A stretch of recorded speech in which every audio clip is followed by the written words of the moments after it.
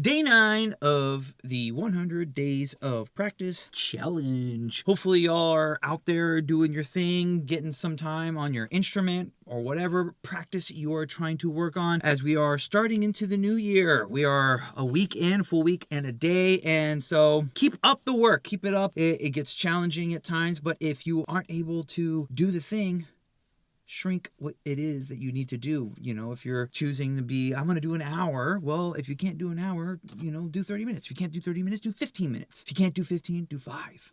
Just get that continuous practice on the instrument. That's what matters the most, is the consistency. And not only that, if you show up daily, it shows to yourself that you are taking it seriously, and then hopefully time will become more and more available in the future as you're showing yourself that it is a priority. But today we're going to work on some long tones, and we're going to do it with a metronome.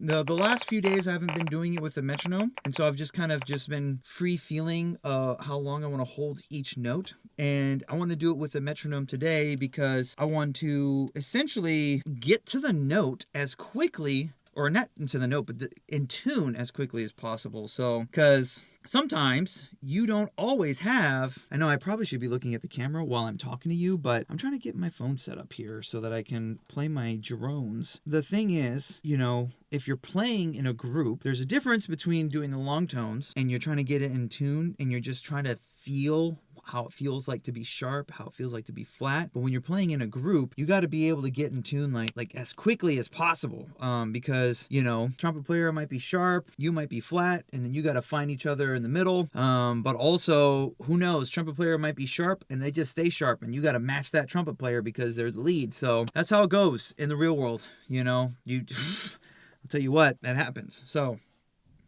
let's get some drones on. And